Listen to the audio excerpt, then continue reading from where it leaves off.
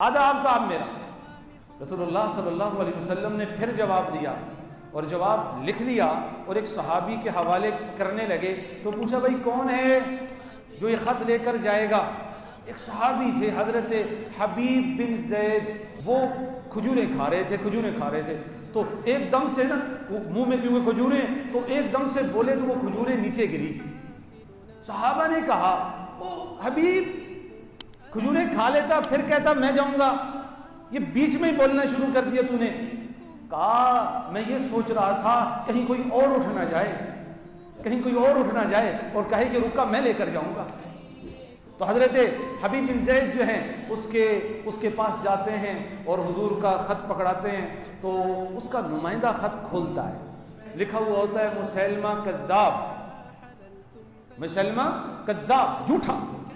تو ایک دم سے بفرتا ہے۔